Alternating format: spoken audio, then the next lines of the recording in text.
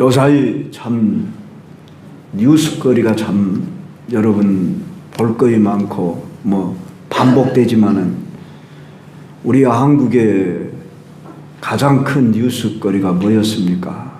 참 사건 사고 소식으로 작년 12월 빅뉴스가 크게 두 가지가 있었고 1월에 지금도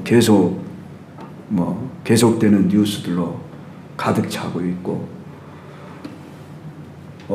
세상 그러니까 우리 지구촌 안에 1월에 큰 뉴스라 그러면 트럼프 대통령 취임한 뉴스일 겁니다. 이렇게 시대마다 뉴스가 있습니다. 인류 역사가 시작된 이래로 사람들의 관심 최고 빅 뉴스가 뭐라고 생각합니까? 대체적으로 큰 어떤 사건, 사고, 지진이 일어났다네,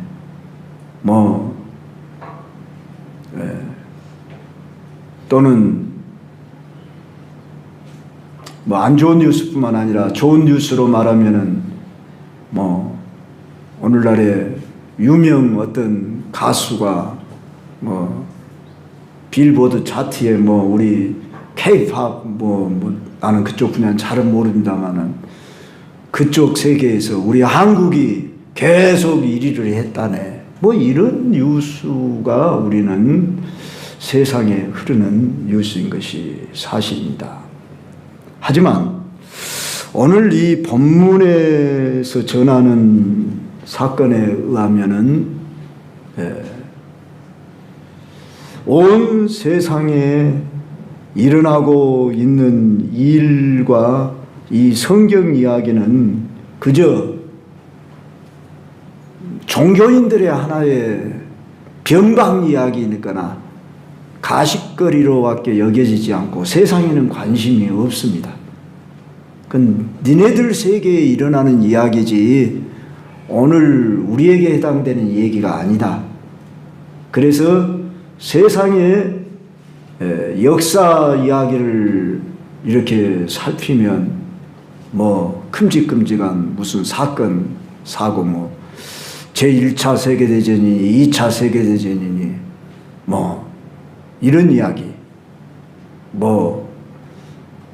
무슨 어떤 노벨 무슨 평화상을 받았다느니 노벨 문학상을 받았다느니 이런 뉴스만이 우리는 빅뉴스로 알고 있습니다. 그런데 오늘 성경 짧은 이야기지만은 이 얘기는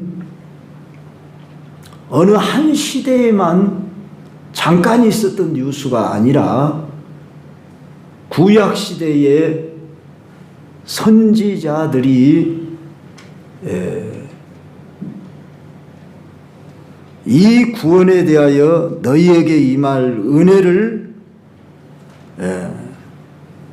예언하던 선지자들이 연구하고 부지런히 살피면서 알고자 힘썼고 또 사도들이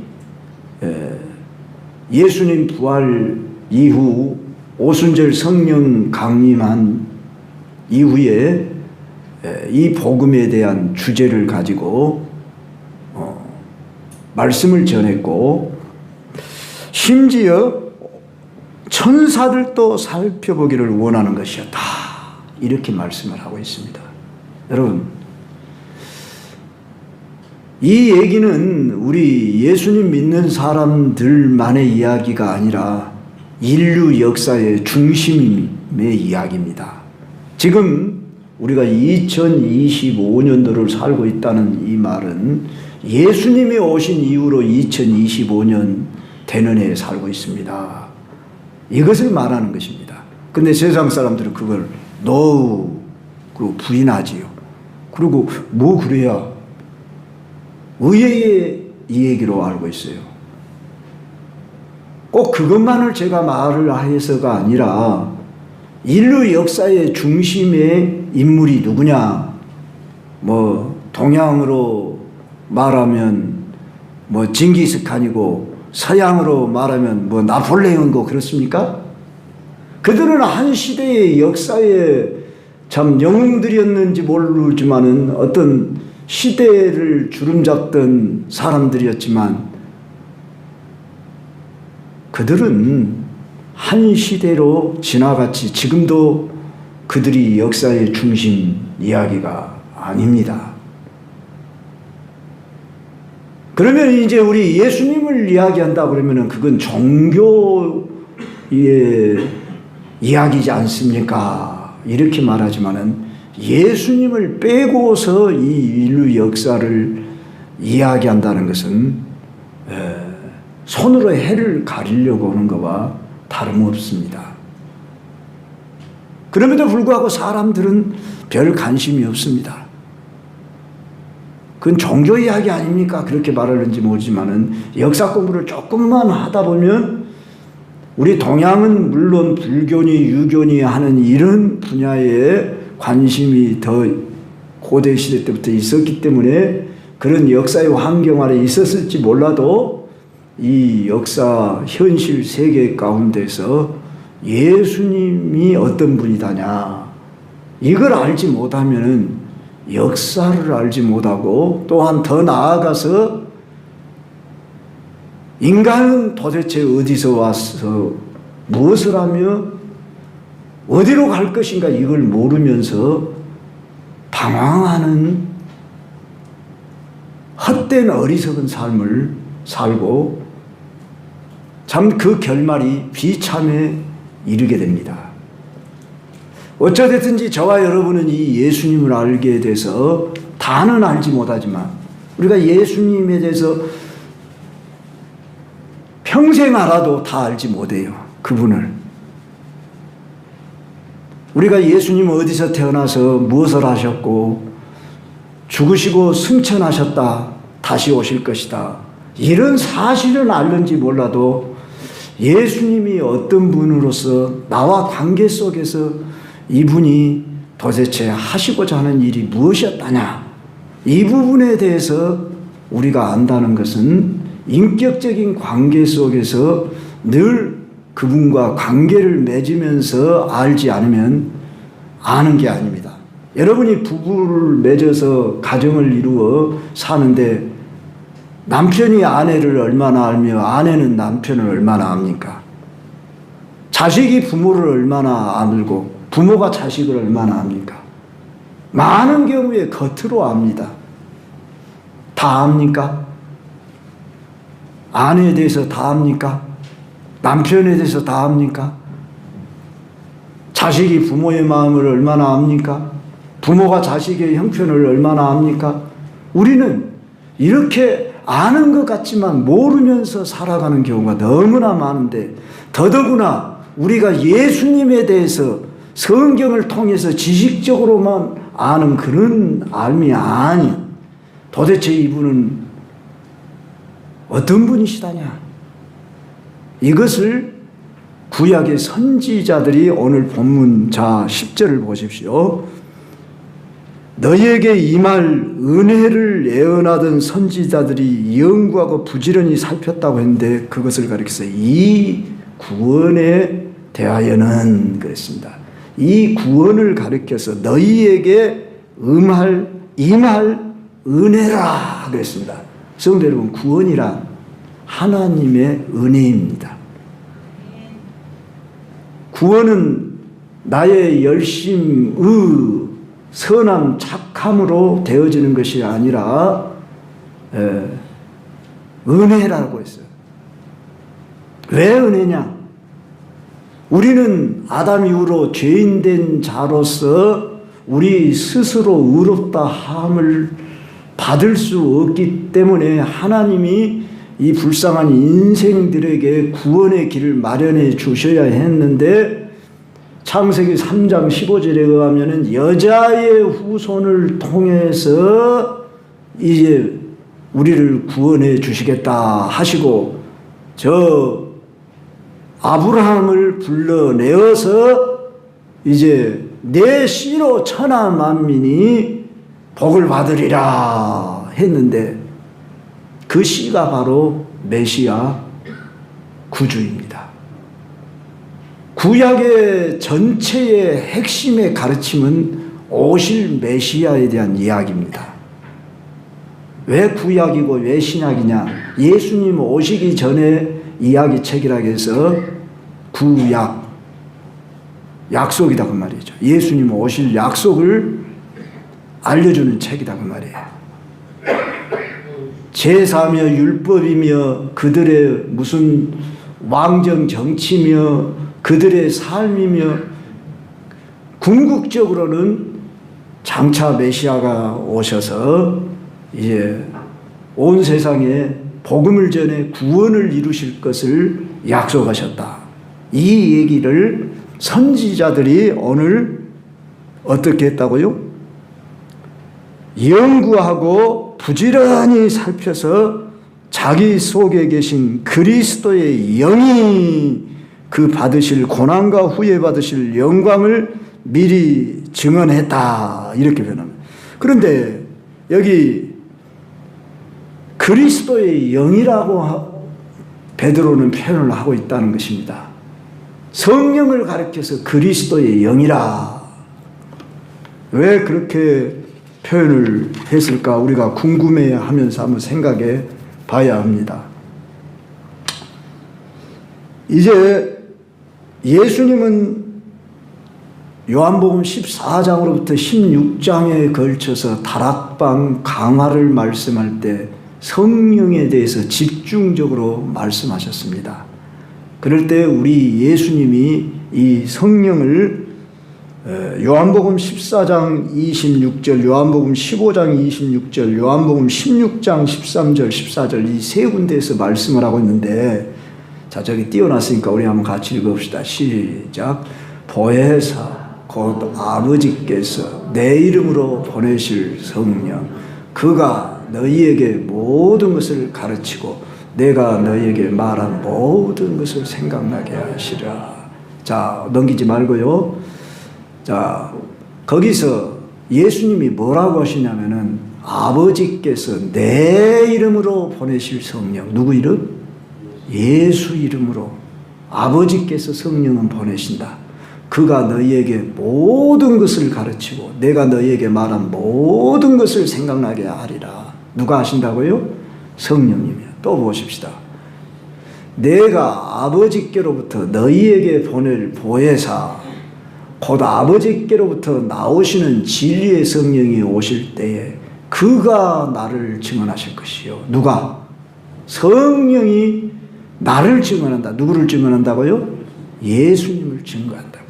그러니까 성령이 오신 첫째 목적은 예수 증거하기 위해 오셨다 그 말이에요. 또 봅시다. 그러나 진리의 성령이 오시면 그가 너희를 모든 진리 가운데로 인도하시니 그가 스스로 말하지 않고 오직 들은 것을 말하며 장래일을 너희에게 알리시리라. 그가 내 영광을 나타내리니 내 것을 가지고 너에게 알리시겠습니다. 누구 영광을 나타낸다고요? 예수님의 영광을 나타낸다. 누가요? 성령님이. 여러분이 확실히 아십시오. 성령이 오신 1차적인 첫째 목적이 예수 그리스도를 증거하도록 하기 위해서 예수 영광 나타내게 하려고. 그러니까 우리가 성령 충만한다는 것은 예수 증언하는 사람이 돼야 한다 그 말입니다. 예수님께 영광 돌리는 사람이 성령 충만한 사람이다 그 말입니다. 그래서 오늘 베드로도 그리스도의 영이라 이렇게 말합니다. 그런데 아직 그리스도의 영이 공식적으로 오지 않았던 구약의 선지자들 그들 안에 임해서 그리스도의 영이 그들에게 지금 가르치기를 그 받으실 고난과 후에 받으실 영광을 미리 증언하여. 누가 받을 고난과 영광이겠습니까? 예수 그리스도께서 장차 오셔서 고난 받으시고 영광 받으실 것이다. 이것을 구약의 선지자들이 미리 증언했다 그 말이에요. 누가 그렇게 증언하게 하셨다고요? 그 속에 있는 그리스도의 영이 증언하게 하셨다. 구약의 선지자들이 아직 예수님이 누구신지 예수라는 이름도 알지 못하던 때에 장차 메시아 그리스도가 올 것이다. 수백 년, 수천 년 모세 이전부터, 모세는 구체적으로 더 밝히 말씀을 통해서 증언했고, 뿐만 아니라 선지자들, 시대마다 선지자들이 증언한 분이 장차 오실 메시아는 고난을 받으실 것이고 영광을 받으실 것이다 하는 이것이 핵심이었다 하는 사실입니다. 바로 고난이 있어야만이 그 다음에 영광이 따른다고 하는 이 사실을 구약의 선지자들만 안 게 아니라 바로 이제 사도들이 그것을 더욱 밝히 알았던 바고, 아니 이미 사도들은 경험했던 바지요. 그런데 아직 경험하지 못한 저 구약의 선지자들은 자기 시대의 메시아가 오지는 않을 것을 알고, 장차 다음 세대에 너희에게 그 시대가 언제인지는 알지 못하지만은 까마득한 시간이 될 수도 있죠. 그러나 우리가 예수님의 재림을 기다리는 것처럼 재림이 1년 후에 올지 10년 후에 올지 아니 100년 후에 올지 알지 못하고, 아니 오늘 밤에 올지, 이거 우리는 모르는 사실이지만 오늘 우리는 믿고 기다리고 살아가는 사람들입니다. 구약 선지자들이 메시아 그리스도가 그렇게 올 줄을 기대하며 그들은 연구하고 부지런히 살폈고, 그들 안에 오신 영이 그 받으실 고난과 후에 받으실 영광을 미리 증언하여 누구를 또는 어떠한 때를 지시하는지를 상고했는데, 이 섬긴 바가 자기를 위한 것이 아니요 너희를 위한 것임이 계시로 알게 되었다. 자, 이 편지를 받는 독자들을 위하여 바로 선지자들도 연구하고 부지런히 살폈다. 그만큼 중요한 사건이요 중요한 주제다 그 말입니다. 그래서 제가 오늘 제목을 인류 역사의 최대 관심사, 인류 역사의 최대 관심사가 무슨 트럼프가 대통령이 됐다느니 미국의 비행기가 이렇게 사고가 났다네, 산불이 났다네, 우리나라에 뭔 일이 일어났다네, 이런 얘기가 아니라는 거예요. 잠깐 있었던 어떤 시대의 이야기가 아니라 고대 시대로부터 지금도 기고 앞으로도 가장 큰 최대 관심사는 이 구원이라고 하는 것이라는 겁니다. 그러면 이 구원에 대해서 우리가 알아야 하지 않겠냐 그 말이에요. 그런데 이 구원을 너희에게 임할 은혜라고 말했다고. 이 은혜란 말은 선물이라고요. 그런데 다행히도 감사하게도 복되게도 오늘 이 시대에 우리가 태어나 살면서 이 은혜를 입은 사람들이라는 거예요. 그러니 우리는 복받은 사람들이에요. 그런데 이걸 우리가 최고의 관심으로 두고 있냐고요. 여기에 관심은 안 두고 그냥, 저도 죄송합니다마는 아무래도 유튜브가 봐지더라고요.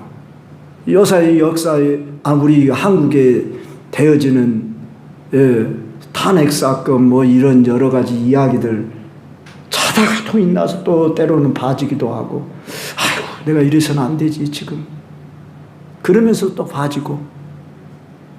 그것은 부인할 수 없으나 우리의 중심 속에 불타오르는 그러한 여러분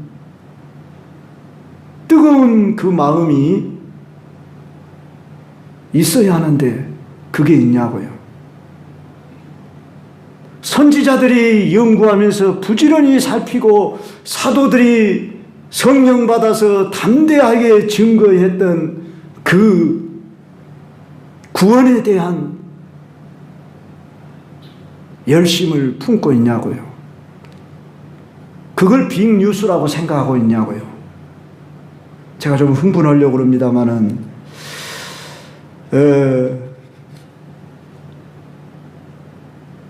예수님이 40일째 되어서 결례를 행하려고 예루살렘 성전을 그 아버지의 어머니가 아기 예수를 안고 성전을 들어가는데 시므온이라고 하는 나이 많은 노인이 고백을 하고 있는 그 말씀 생각납니다.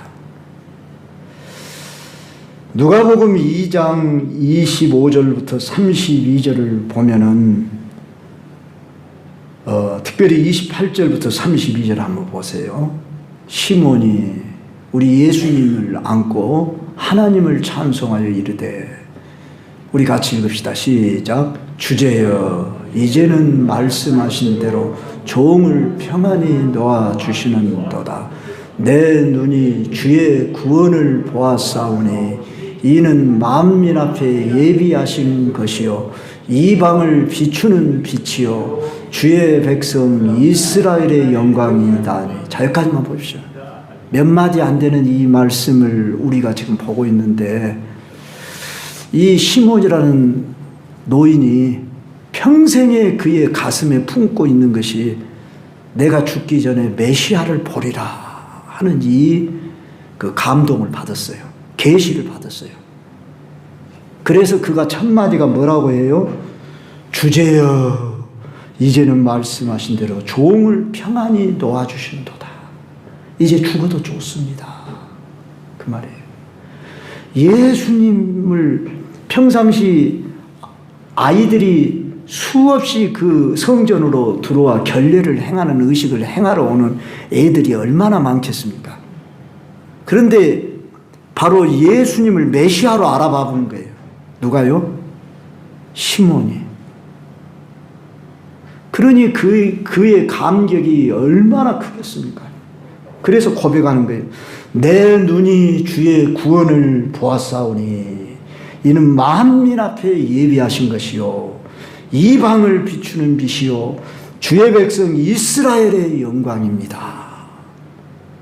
이렇게 구약의 백성들이 메시아를 사모했다 그 말입니다. 그런데 진작 예수님이 오셨을 때 예수님을 믿고 알아봤습니까? 예수님을 경배했습니까? 헤롯은 2살 아이의 어린아이들을 죽였고, 서기관들은 알기는 잘 알았지만 베들레헴에서 태어날 걸 알았지만 경배했습니까? 자, 이렇게 우리 예수님은 박해 아래에서 태어나 헤롯이 2살 아래 베들레헴의 사내 아이를 전부 죽여라 했기 때문에 애굽으로 피난을 갔습니다. 그리고 이제 헤롯이 죽었다 하니까 저 나사렛이라는 동네에서 30세가 되도록 감추어진 분으로 목수의 아들로 그저 성경에 기록이 없습니다. 겨우 12살에 성전에 올라왔을 때 그 성전에서 장로들과 어떤 학자들과 대화 나눈 이야기 잠깐 있고 30세까지 감추어진 이 인물, 이 예수님이 세례 요한에게 이제 세례를 받으시고 이제 하나님 나라의 사역을 시작했습니다. 그래서 3년 동안의 그 사역을 통해서 인류 역사의 구원을 완성하시기까지 십자가의 죽음과 부활을 통해서 하늘로 승천하시고 약속하신 성령을 보내주셨는데, 오늘 본문 12절 후반부 보십시다. 거기 보면 이것은 하늘로부터 보내신 성령을 힘입어 복음을 전하는 자들로 이제 너희에게 알린 것이다. 우리 오늘 보고 있는 이 구절은 짧은 구절이지만은 그 단어 한마디 한마디 속에 깊은 의미가 담겨 있습니다. 하늘로부터 보내신 성령이라고 말해요. 성령은 어떻게 오셨다고요? 예수님이 십자가의 죽음과 부활의 영광을 통해서 이제 승천하신 후에 아버지께로부터 받아 예수 이름으로 우리에게 보내진 분이 성령입니다. 이날이 오순절입니다. 이날이 교회의 출발입니다. 교회는 성령이 임하심으로 세워진 것입니다. 여러분, 교회가 무엇인가를 알아야 합니다. 특별히 베드로전서를 강의하면서 이제 교회에 대한 이야기를 자주 할 텐데, 오늘 우리 성도들이 교회입니다. 그럴 때 나는 교회를 이루는 지체, 그의 몸을 이루는 지체다, 이 의식을 가져야 합니다. 그리고 우리는 성령을 받아서 이제 성령 공동체가 되어진 하나님의 집입니다. 그래서 하나님의 최고의 관심은 성령 받은 저와 여러분들에게 있는 것입니다. 그러므로 여러분의 몸은 성전이요 옥체입니다. 귀하게 하셔야 됩니다. 그렇다고 여러분의 겉모습을 귀하게 알아라 그런 말이 아니라 여러분의 인격을, 여러분이 성령을 모시고 있는 전이라는 이런 차원에서 귀하게 하라 그 말이라. 그저 내 몸을 아끼고 돌보고 그저 그냥 금이야 옥이야 그렇게 아끼라는 그런 의미보다도 성결하게 우리 자신을 관리하며 영으로 깨어있는 자로, 준비된 자로, 살아있는 동안에 내가 주를 위하여 무엇을 할 것인가, 교회가 무엇인가, 교회를 통하여 내가 무슨 일을 할 것인가 할 때에 오늘 성령을 힘입어 복음을 전하는 자들로 저와 여러분을 세웠다 그 말입니다. 이게 지상 명령이에요. 우리가 예수 그리스도의 피로 사신 바 되고 성령을 우리에게 보내주시는 것은 예수 그리스도의 증인이 되게 하려고 성령을 보내신 거예요. 근데 이 사실을 망각하며 살지 않습니까? 무엇을 먹어야 할 것이냐, 무엇을 마실 거냐, 무엇을 입어야 할 거냐, 어디로 놀러 가야 될 거냐, 오늘 또 어떻게 하면 재밌게 즐겁게 살 거냐. 물론 이런 걸 하지 말라는 게 아니에요. 운동도 하시고 사업도 하시고 일도 하시고 설거지도 하시고 청소도 하시고 다 하세요. 그러나 우리의 중심이 흔들리지 말으라고 말이에요. 변치 말으라고 말이에요. 무엇이 변치 말라고요? 나는 예수 그리스도의 증인이야. 나는 성령 받은 사람이야. 너희가 하나님의 성전인 것과 하나님의 성령이 너희 안에 거하시는 것을 알지 못하느냐? 너희는 값으로 산바 되어졌다. 예수 핏값으로 산바된 귀한 너희는 택하신 족속의 왕같은 제사장들이라. 우리가 우리 자신을 존귀하게 알아야 남도 나를 존귀하게 하는 거예요. 남들이 나를 존귀하게 안 알아도 괜찮아요. 때로는 여러분들이 모욕감을 느끼고 때로는 여러분들이 너무나도 초라하게 느껴지고 여러분들이 낮은 자존감이 들 때가 있습니까? 여러분 속지 마십시오. 누구와 비교하지 마십시오. 세상 사람들과 여러분들과 비교할 때 정말 우리는 초라해질 수밖에 없습니다. 그런 수준으로 내 자신을 보지 마십시오.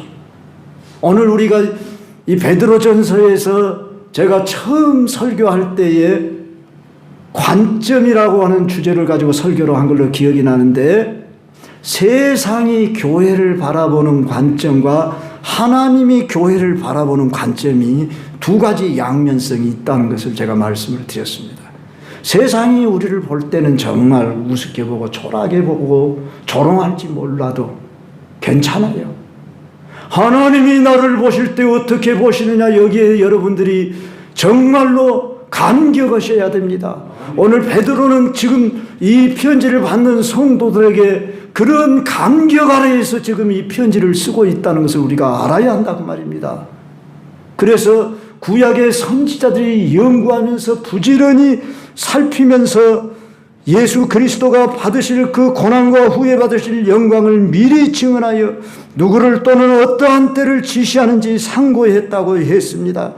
바로 이러한 바가 이제 너희를 위한 것인데 이것은 하늘로부터 보내신 성령을 힘입어 복음을 전하는 자, 그들이 누굽니까? 바로 당시 사도요 또한 이 편지를 받는 그들 아니겠습니까? 성도 여러분, 저와 여러분은 뭐하는 사람입니까? 여러분이 직업이 여러분의 정체성을 말해주는 게 아닙니다. 우리는 예수 그리스도와의 관계 아래에서 나의 정체성을 찾아야 하는 것입니다. 나는 복음 전하는 자다. 전도자다. 전도를 못했어도 괜찮아요.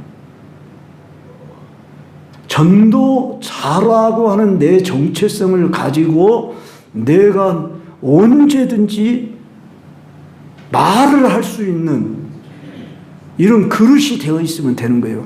물이 꽉 차면 건들면 출렁하고 흘러 나올 수밖에 없습니다. 내가 무엇이 꽉 찼느냐가, 내가 무엇이 나오느냐가 결정을 하는 것입니다. 내가 무엇을 보고 무엇을 생각하느냐가 내가 어떤 사람이냐를 말해주는 것입니다. 그런데 내가 여러분이 관심 있는 것을 뉴스거리를 늘 보지요. 여러분의 입에서 나오는 말이 여러분 마음속에 있는 것이 나오는 것입니다. 그렇다고 할 때 물론 우리도 세상 속에 섞여 살기 때문에 세상 이야기 듣고 말할 수 있습니다. 그러나 그것이 우리의 중심된 이야기는 아닙니다. 우리의 중심을 잃으면 안 됩니다. 우리의 중심은 항상 복음 전하는 자. 나는 제자다. 예수 그리스도의 제자라. 제자를 삼는 일에 관심을 갖고 계십니까? 전도도 못하는데 내가 뭔 제자를 삼어요. 그건 너무 부담스러워요. 그렇게 말하지 마십시오. 왜 여러분 자신을 그렇게 약하게 낮은 자존감을 가지고 말하냐고요. 너희는 가서 모든 족속으로 제자를 삼으라고 했는데 왜 거기에 도전을 못 받고 우리가 살아야 하냐고요. 제자 못 삼았을지라도 주님이 하시리라는 믿음을 가지고 나는 제자 삼는 일에 주님의 명령이기 때문에 그걸 뜻을 받들어 섬기랍니다. 그렇게 여러분이 마음이라도 가지면 주님이 하십니다. 할렐루야. 바로 그런 마음도 갖지 않으면 성령이 여러분을 이끌 수가 있겠습니까? 성령은 강제적으로 하시는 분이 아니에요. 성령은 여러분의 인격을 존중하시는 분이에요. 무슨 마음을 품느냐에 따라서 성령도 여러분을 도우신다고 그랬어요. 그러므로 성령이 여러분에게 마음을 줄 때 여러분이 무엇을 마음을 가질 거냐 그걸 붙잡으셔라 그 말이에요. 그러니 우리는 너무나 세상에서 사는 삶에 시달리고 또는 흔들리고 그렇기 때문에 우리는 많이 속습니다. 그래서 아무래도 교회를 더 자주 나온 사람들이 더 하나님 말씀을 더 가까이 할 수 있는 기회가 되는 거죠. 그런데 교회 예배 드리는 시간도 부담스러워하고 한 번이면 족하지 뭔 교회를 또 오후 예배까지 드리고 뭐 수요일 날 드리고 새벽 기도 드리고 횟수는 내가 말하지 않겠습니다. 나는 정말로 주님과의 관계 아래에서 성령을 담지하고 성령과 동행하면서 그렇게 살고 있느냐 그거에 중요한 것입니다. 그러면 사람은 더 듣고 싶고 더 기도하고 싶고 그럴 수밖에 없는 것입니다. 예수 그리스도에 대한 이야기는 어떤 종교인들의 이야기가 아니라 이 인류 역사의 중심입니다. 내가 곧 길이요 진리요 생명이니 나로 말미암지 않고는 아버지께로 올 자가 없느니라. 이 인류 역사의 가장 큰 문제가 뭡니까? 어떻게 살 것이고 왜 죽음이 왔느냐, 이 죽음 이후의 문제는 어떻게 될 것이냐, 이거 아닙니까? 철학이 이 문제를 해결해 줍니까? 정치가 경제가, 사회가 해결해 줄 거예요. 물론 우리가 사는 동안에 먹고 마시고 사는 삶은 경제가 어느 정도 해결을 해주고 돈이 해결해 준다고 하려는지 모르지만 사람이 이 땅에서 무엇을 먹으며 어떻게 살았느냐 그게 전부입니까? 죽음 이후에 대한 문제에 대한 해결책을 알지 못하고 두려워하고 심지어 잘못된 우상을 숭배하고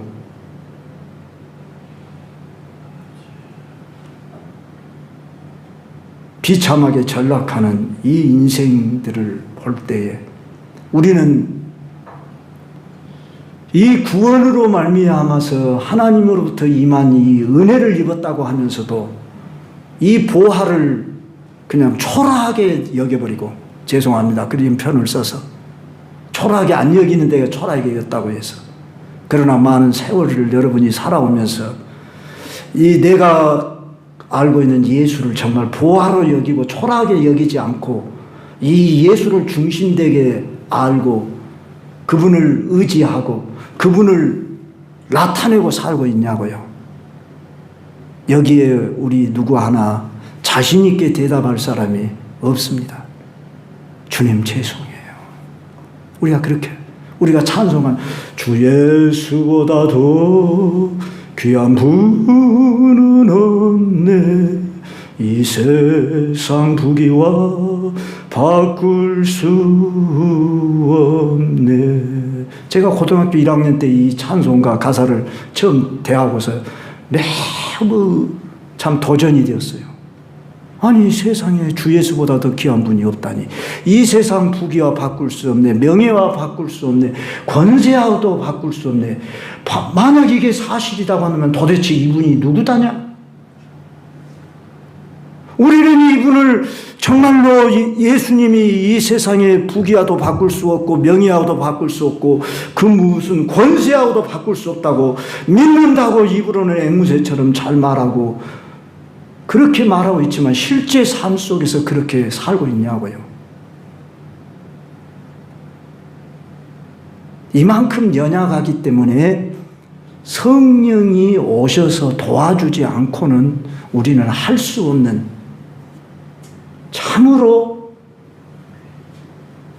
죄된 존재, 악한 존재, 어리석은 존재, 다시 세상으로 돌아갈 수밖에 없는 존재. 세상하고 짜가는 것은 왜 그렇게 쉽고 편하고 즐겁고 자연스러우면서도 예수님 믿는 것은 왜 그렇게 부담스럽고 힘들고 어려운 것처럼 우리가 많이 느끼냐고요. 우리는 어떻게 보면 이중적인 삶 아닙니까? 그래서 세상 사람들이 우리를 볼 때 그러잖아요. 너희 그리스도인들은 왜 그렇게 이중적인 삶을 사냐. 말은 그렇게 안 할지 몰라도 그렇게 말하는 사람들 제가 종종 진솔하게 나누면 그런 얘기를 합니다. 이게 우리의 연약함입니다. 그런데 여러분 너무 그렇다고 해서 낮은 자존감으로 여러분 자신을 자책하면서 그럴 수밖에 없는 존재.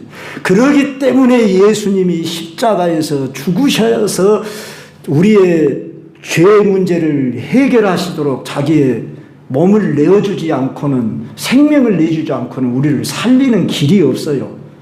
우리의 행위로 의롭다 할 육체가 없어요. 이만큼 우리는 죄된 존재, 악한 존재로서 주를 기쁘시게 하고 만족시킬 만한 우리 속에서의 선이나 의가 없는 존재라고요. 그래서 우리는 십자가 붙들지 않고는 살 수 없는 존재라고요. 성령 보내주셔서 이 일을 하도록 하셨으니 얼마나 감사합니까? 그래서 오직 성령의 능력으로 부응하는 교회. 할렐루야. 오직 성령. 그리고 오늘 여기서도 성령, 하늘로부터 보내신 성령을 힘입어 복음을 전하는 자들로 이제 너희에게 알린 것이요, 이 말이에요.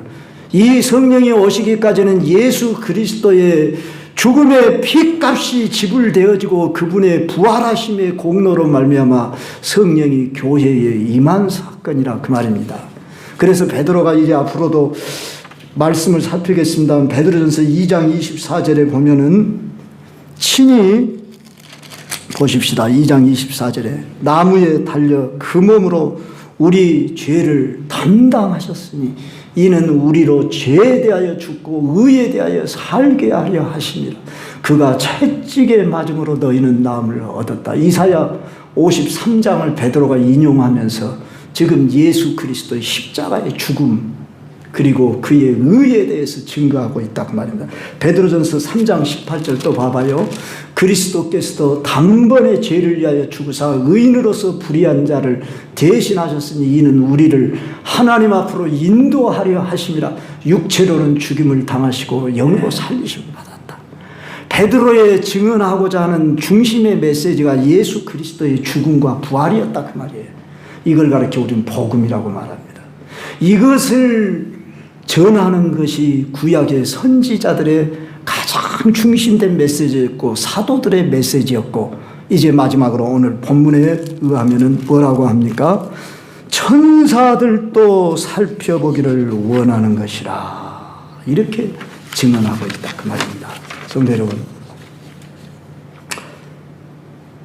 여기서 천사들도 살펴본다고 하는 이 단어는 굽혀서 이제 땅을 내려다보는 그런 장면을 연상시켜 줍니다.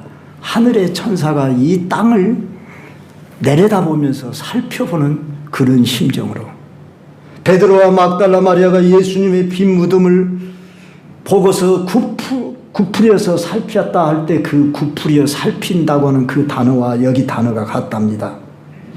바울은 디모데전서에 이렇게 말한 바 있습니다. 디모데전서 3장 16절 보십시다. 크도다 경건의 비밀이여 그렇지 않다는 이 없도다.